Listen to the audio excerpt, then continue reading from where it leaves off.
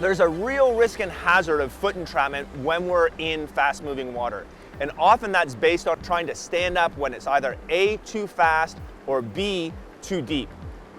In this episode, we're going to talk about our different lines of defense in relation to self-rescue in the event that we find ourselves upside down and or in the water. First thing, in the event that we end up capsizing, our best line of defense of self-rescue is to roll up.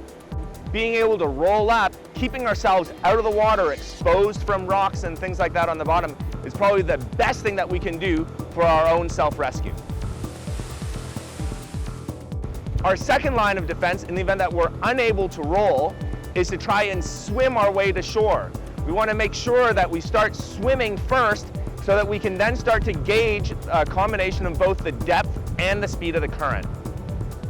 Traditionally, we tell people once they're out of their boat that they should get into that whitewater flotation position with their feet up on the surface of the water, arms stretched out to the side. In fact, although that's often taught to beginner or elementary level paddlers, more advanced paddlers really never get into that position or rarely get into that position.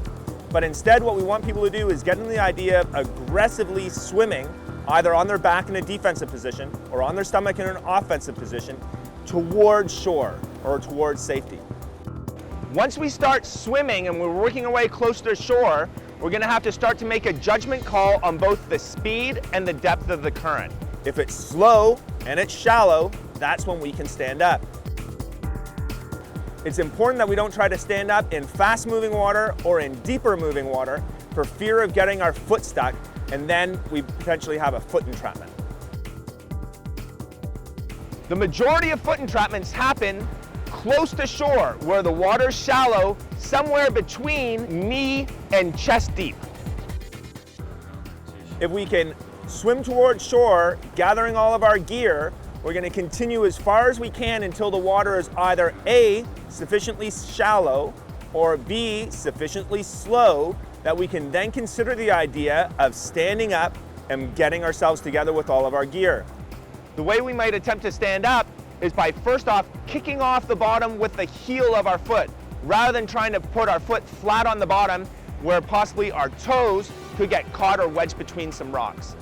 We can also attempt to try and slow ourselves down, reducing the speed that we're moving downstream. We can do that as we swim by trying to grab onto rocks with our hands. When we talk about the depth of the current, we want to consider the idea of the water being only around knee deep. We can now stand up and grab all of our stuff. The biggest concern why we're taught to never stand up in moving water early on in our boating career is the risk of foot entrapment. And the risk of foot entrapment is something real.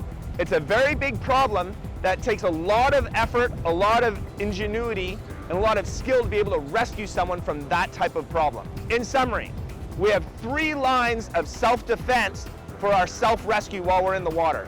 The first one is to try to roll. Our second is to swim. Our third, where it's shallow enough and slow enough, is to stand up, make sure we gather our gear.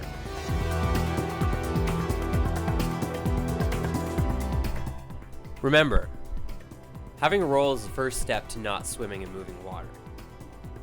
When swimming, swim aggressively rather than defensively. When attempting to stand in moving water, only stand when the water is slow and shallow. All of these steps will help you to avoid foot entrapment. And remember, it's always important to take a rescue course with a certified whitewater rescue instructor.